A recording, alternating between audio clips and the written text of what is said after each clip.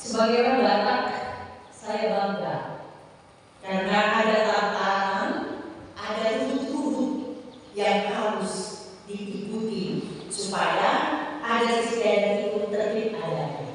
Percaya Bapak sekalian, gue di mana ada Batak. Sorry, Pak Pendeta tahu nggak bahasa Batak? Karena saya ini seringkali kita tahu sama kami nanti diterjemahkan ya, tapi tidak bahasa Karo. Si Jo nanti terjemahkan bahasa Karo ya. Ya baik. Contoh dalam adat istiadat Batak, bolehkah berdampingan? Nah, kalau bolehkah? Bisa? Apalagi masih sebentar, bisa ngomong ini loh, bisa ngomong tidak berapa. Boleh kan? Gak boleh kan? Saya pada coba. Pak, kamu boleh gak? Bahkan senang gak ada aturan yang membatasi kedekatan sama bau dengan bau?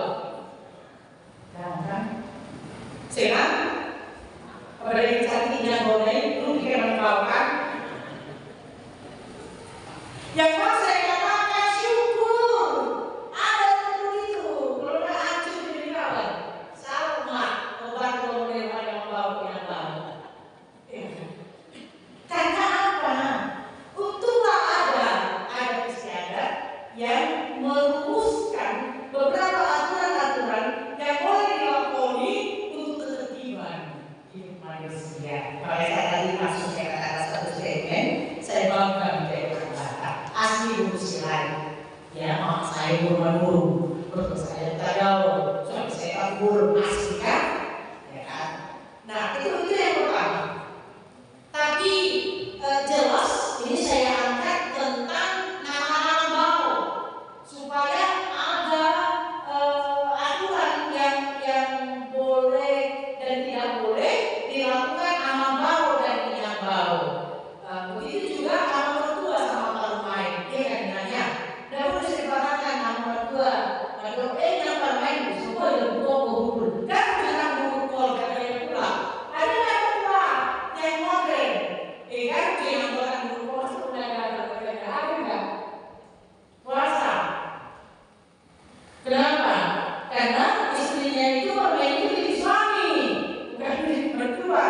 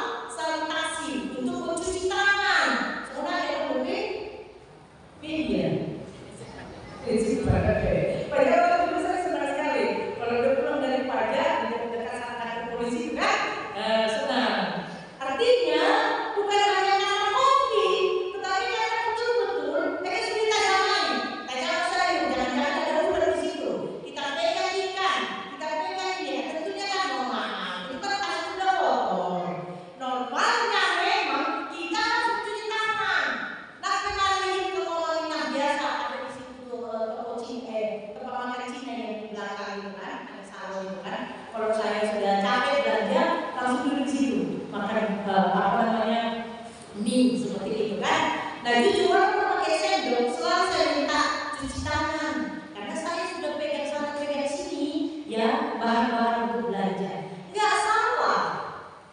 Tetapi yang disalahkan adalah yang dikritisi adalah esensi dari cuci tangan tersebut. Mereka melihat bahwa cuci tangan tidak sekedar membersihkan tangan, ya, menghindari bakteri-bakteri yang mungkin ada lengket di tangan, kuman-kuman yang ada di tangan, tetapi esensi tradisi yang diberlakukan oleh adat Yahudi ini adalah bahwa memang tangan ini adalah tangan yang bersih, ya. Oleh karena itu tidak boleh ada yang kotor. Gak masalah, lagi-lagi saya katakan gak masalah. Persoalan yang muncul di sini adalah tangan dikritisi, tangan harus bersih, etika makan harus dikritisi. Tetapi nama tahu bersih kehidupan itu yang mau dikatakan di sini. Perilaku cuci tangan, perilaku sopan santun beretika di meja makan dan lain sebagainya sangat-sangat dikritisi, sangat-sangat dikoreksi. Tetapi di balik penampakan udah tanganlah udah sopan. Itu yang mau dikritisi. Lalu Yesus bilang begini, ya, yang mereka kritik tadi pertanyaannya begini. Tuhan Yesus, mengapa murid-muridmu tidak hidup menurut adat istiadat nenek moyang kita, tetapi makan dengan tangan najis? Apa kata Tuhan Yesus? Ya, benarlah nubuat Yesaya tentang kamu, hai orang. Mungkin orang akan mengambil lain di bibir, lain. Nah, ada cewek-cewek cantik di sini. Kalau ada yang tuani yang mau berkata, koreksi sampai ke dalamnya. Betul nggak apa yang diucapkan bibirnya? Ya, lain lagi di hatinya. Bangsa ini menggunakan aku dengan bibirnya, padahal hatinya jauh dari padaku. Ayat 72 tiga ayat kita baca semuanya. Percuma mereka beribadah kepadaku, sedangkan ajaran yang mereka ajarkan ialah perbuatan perintah manusia. Perintah Allah kamu abaikan untuk berpegang pada adat istiadat manusia. Tadi aku bilang saya sudah katakan kata kuncinya etika makan, sopan santun makan, beretika berapa supaya tertib makan sangat-sangat ditekankan. Itu hal yang nampak. Masalahnya hal yang tidak nampak itu yang mereka lakukan di luar sana. Contoh, kita dengar kamu bikin marah saya. Siapa pernah ada bikin marah zaman ini? Jangan malu, gak apa-apa, kenal bikin marah aja. Saya juga dulu pernah bikin marah aja. Ya kan, kata kami masalah karena tesisku skripsiku itu tentang kepemimpinan wanita.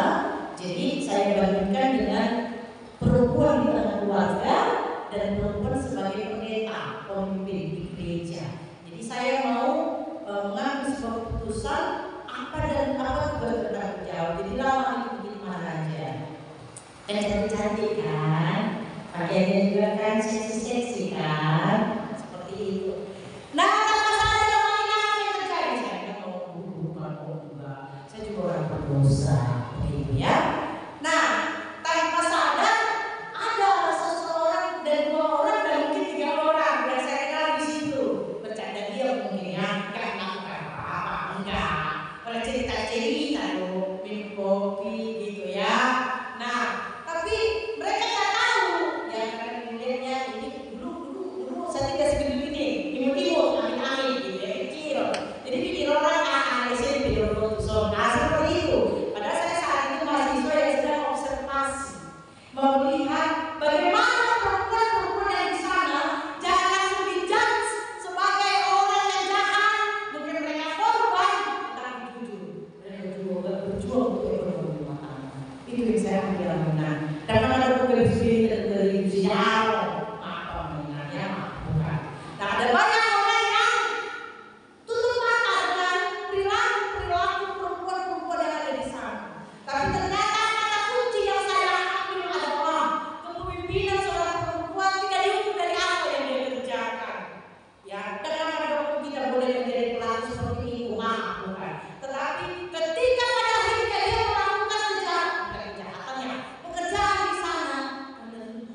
sekolah mana Elena, Alesi Nakula Taiwan.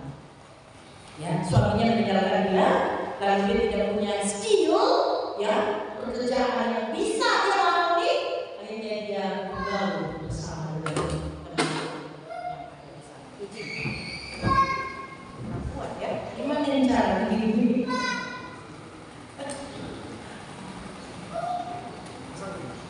Oke, udah biarlah. Terus saya pegang aja. Gak apa-apa, ganti ya. Memang saya khotbah agak ini ya. Oke, baik. Nah, yang berikut, ketika saya katakan ada 1, 2, 3 orang yang saya kenal dan dia tidak mengenal saya, untunglah saya tidak dikenal. 25, kan gitu kan. Nah, akhirnya saya mengatakan begini. Ini orang mungkin lagi sharing, ya kan, masalah kecantikan terhadap perempuan-perempuan yang ada di sana. Tadi saya mengatakan ya tidak melakukan apa-apa. Nah, tapi akhirnya ketika dia pulang ke rumah, dia menjadi bapak yang baik, penyayang, gitu kan, ramah, gitu ya. Tapi istrinya lupa, gitu kan. Suaminya jadinya sharing sama perempuan-perempuan yang ada di sana. Nah, kalau saya katakan jangan-jangan ada kritikan Yesus yang sangat keras kepada orang-orang Yahudi, kepada orang-orang Farisi, kepada ahli-ahli Taurat ini tentang ayat 21. Mari kita cek lagi, saya mau naik dulu sebelum ke ayat 14 dan ayat 15. Mengapa mereka disebut orang munafik? Saya berangkat dulu dari ayat 21 ya, karena tangan mereka bersih, makan mereka teratur, tetapi hati mereka mempunyai pikiran-pikiran jahat, apalagi bercabulan, apalagi perjudian, pembunuhan, perzinahan, keserakahan, kejahatan, kelicikan, hawa nafsu, iri hati, hujat, kesombongan, dan kebebalan. Saya akan dengarkan dulu mengapa mereka disebut orang-orang munafik. Nah, padahal tadi yang saya katakan dan luar biasanya kami maaf, jangan marah saya juga nanti bulat ya. Tapi ada banyak orang maaf seperti yang saya katakan tadi namanya. Ya, jadinya saya seperti menghakiminya. Rajin gereja, rajin memberikan persembahan, ya kan? Tapi rajin di segala-galanya, ya kan? Sudah rezeki, melakukan tindakan rajin, ya kan? Melakukan korupsi juga dia rajin, ya, mencuri dia juga rajin, ya kan? Otak untuk membunuh orang lain juga dia rajin, serakah juga dia rajin, licik juga dia rajin, tanpa bisa mengontrol hawa nafsu juga dia rajin, iri hatinya, kehujaman, kesombongan dan segala macam. Itu yang mau dikritisi di sini. Jadi yang mau kita katakan kata kuncinya, jadilah apa adanya dirimu. Ya, jadilah. Kalau memang ada orang seperti ini, memang lucu dengan diri, boleh sekali. Rajin gereja, rajin memberikan persembahan, ya, rajin berdoa, rajin begini. Langsung ada yang tentu dia rajin juga mengunjungi inang baunya, gitu ya. Ya kan, nggak apa-apa kalau inang bau, kalau yang inang bau orang seperti itu. Nah, kritisi inilah yang pertama. Yang kedua, apa yang dikritik Yesus? Dia bilang begini, halo, bukan apa yang kau masukkan ke dalam mulutmu itu ya, apa katanya? Yang bersih dan tidak najis, ya kan? Oke, kalau kita cuci tangan, hanya kita bersih, steril dari kuman, steril dari bakteri, ya kan? Nah, dan akhirnya apa yang kita makan itu otomatis kita senang menikmatinya. Nah, tapi kalau dikatakan di sini tadi Aminah masuk kita kedua, bukan apa yang masuk ke dalam mulut itu yang najis, tetapi apa yang keluar. Maaf, kita rajin cuci tangan, kita pakai sendok, kita tertib rapi makan, tapi ketika anak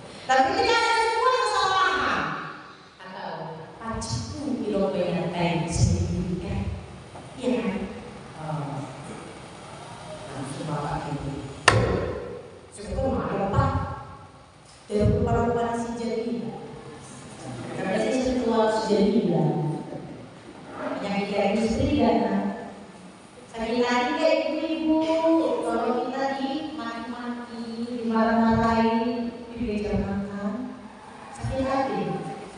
Kan terus korupsi itu apa ya? Bahaya. Tapi ada juga, ya, ini kepada kayak sedikit agak receh. Asal plus kemarin katanya, walaupun hasilnya dijadikan bahan ya, enak banget, ya kan? Kalau jadi akhirnya keasinan. Tapi dia nggak sakit hati istrinya, enak, nggak apa-apa. Agak bagian sama orang biar sering-sering kan masak enak, ya kan? Memang itu faktanya. Jadi yang semuanya harus dikritisi. Jangan cuma tangan yang gak mau cuci, tapi perilakumu biar jangan makan di meja makan itu. Itulah yang harus kau jaga. Itu bukan aku. Unang NJI, unang saudari, unang dari nasional roa. Karena cuma tangan doang yang dikritisi. Mau marah-marah, ya mau kritisi, kau bilang ini orang najis. Ada lebih apa yang dari najis itu menyakiti hati istrinya karena nggak diangkat-angkat dipuji-puji maka masakannya kan atau anaknya kan atau apa gitu kan. Nah kalau bedanya orang kita Batak atau bedanya kita orang Timur dan orang Barat, kalau orang Timur makanya maka jangan bersuara apa ya, ayo makan bersama. Kalau orang Barat justru saat makan banyak cerita. Ya kita perlu kami takut tahu ya kan, Pak Birsani. Ada yang belum ada itu ya kan.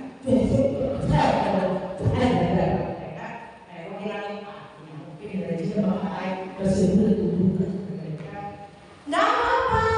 Nah saya nggak tahu, saya bukan mau membedakan pola esensi makan gaya Timur atau gaya Barat, tetapi kata kunci yang mau saya katakan awalnya, jadikan situasi makan itu untuk menimbulkan kasih sayang. Amin.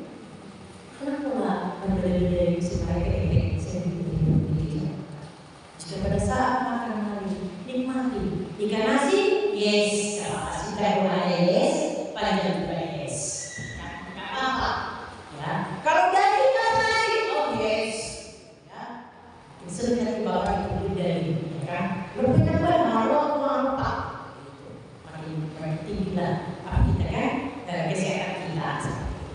Nah, tapi jika ternyata meja makan menjadi meja pertempuran, ini yang berbahaya bagi kita. Yang lebih ekstrim lagi, halo semua bawa HP, bapak ibu yang kasih, nanti kita ke dawai atau ke rumah makan sehat. Nah, sampai masih ani pulang dari non-berumur. Besok bapak, besok mama, besok anak, dan masih terjadi. Sampai datang kucing, kami tidak bisa, dan masih terjadi. Apa yang mau saya katakan? Jangan-jangan tradisi makan sekarang bukan tradisi yang membangun keakraban, kebahagiaan, komunitas yang menjadi kerinduan di antara kita. Amanina, saya tidak perlu dari situ membuat memberikan satu kertas untuk tidak isi. Tapi saya mau bertanya, apakah cara makan kita adalah masih makan bersama yang kita rindukan? Tahu asli apa berbeda sekitar sama. Dulu kami ada 8, kalau mau makan itu kami panggil itu semua. Ini Sisti aja, ini si Maren, ini panggil itu semua. Selama anaknya satu kurang, dan makan. Saya katakan berkecam bapakku sama mamaku, tapi itu adalah sesuatu yang lain. Asal kan si ngomong-ngomong, iya kan? Karena memang dulu kan di Bandar ada satu yang makan ikan bimbing pas orang, pas pekan. Selebihnya galo, tahu galo pemimpinan? Jangan kan dulu masih jalan tak gelo, sekarang ajarnya. Nah, jadi karena ikan bimbing ini harus dibayarkan. Yang membayar makan bimbing tahu bilangnya, tahu bilang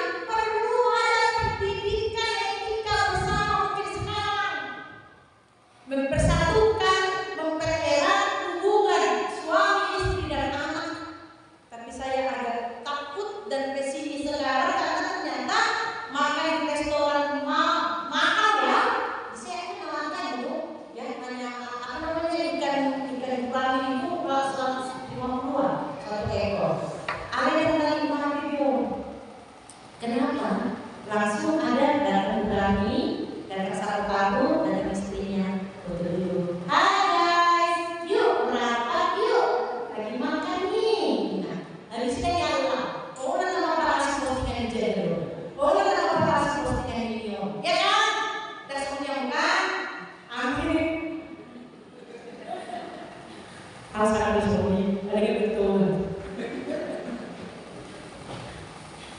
Jemaat yang dikasih dalam nama Tuhan Yesus. Yang berikut, jika saya dibayar, saya bukan mengajar yang benar, tapi itu tugas dan tanggung jawab sebagai pendeta. Maka saya juga berdikari universitas Akademi Indonesia sebagai dosen pengajar agama dari etika. Oleh karena itu mungkin sudah saatnya kita sekarang bertobat. Bertobatnya, oke. Saya pernah posting ada restoran di luar negeri yang kalau masuk ke dalam hati harus diluar. Jadi letakkan dulu hatinya, lalu mereka boleh makan supaya apa? Suaminya bisa cerita sama istrinya dan melihat wah betapa cantiknya istrinya. Akhirnya dia berikan kan istrinya, aduh mami I love you mama, gitu kan? Sekarang masih ada kan suami-suami yang melihat kecantikan istrinya? Mana kurang cinta saya itu dari mana pulang? Atau istri-istri yang pergi letakkan aja. Saya pernah lihat di di Facebook kan, suaminya duduk main HP, anaknya duduk main HP, dan istrinya jadi balangan. Tahu balangan? Yang di HP, yang di charger, yang di sendok, lalu di sendok kan ke diri suaminya. Chargernya di sendok kan ke anaknya, ya kan? Apa namanya ini untuk mencas itu bang? Power banknya dikasih akhirnya suaminya anaknya bingung loh kok macam ini. Nah ada satu pembelajaran mungkin yang mau dikatakan istrinya, sekarang saatnya makan bukan saatnya main. Amin. Teman hati mengisi yang mau dulu istri nggak apa-apa, tapi kalau saatnya kita ibadah di gereja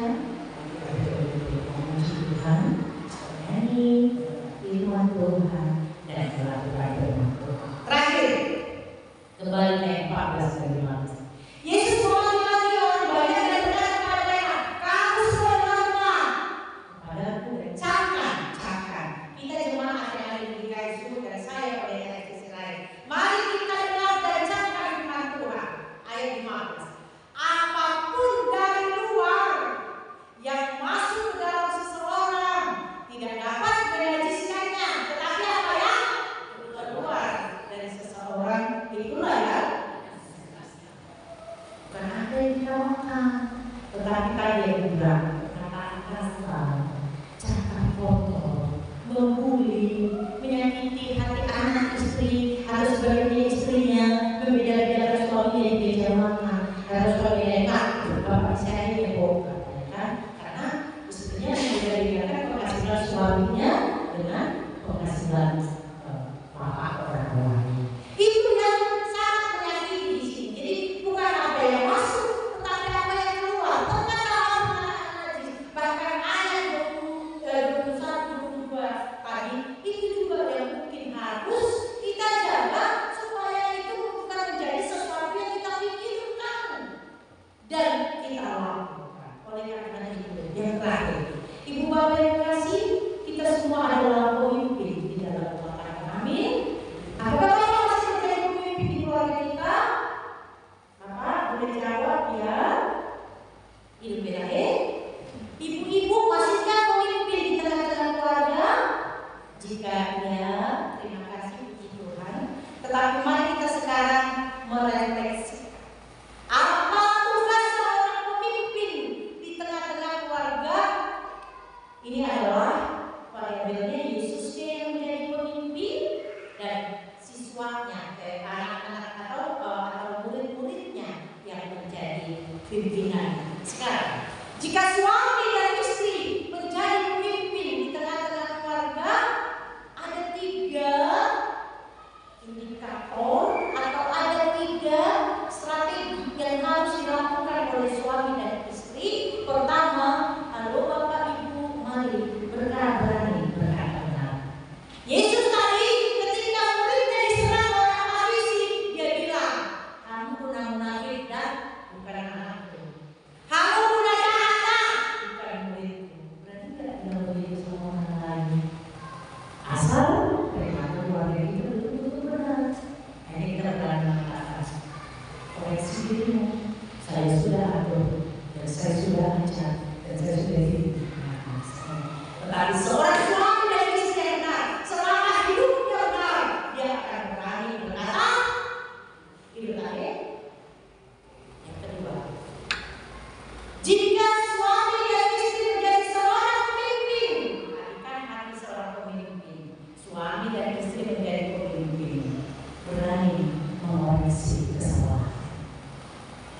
Yesus tidak takut sama orang Yahudi, karena memang dia ini untuk dipenjarakan, untuk disakitkan.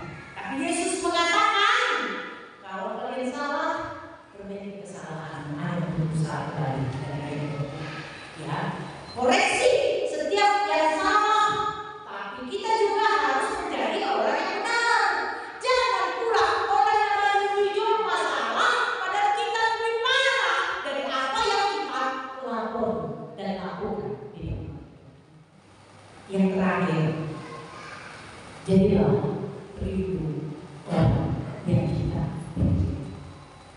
Jadilah suami istri menjadi pemimpin yang hebat, melindungi segenap orang yang dia cintai hingga tetes darah penghabisan, sehingga tidak ada seorang kamu yang mengatakan menyesal lalu membuat Tuhan keluar. Karena suami dan istri tidak pernah memberi contoh dan teladan. Tapi saya percaya dan saya klaim dalam nama Yesus bahwa Bapak Ibu yang ada di gereja GKI Suluh ini adalah pemimpin-pemimpin teladan yang siap melindungi segenap orang yang dia cintai hingga tetes darah penghabisan. Amin. Mari serahkan dulu kepada Tuhan supaya kita dituntun Tuhan untuk melakukan kebaikan dan kebenaran. Jadilah pemimpin yang sejati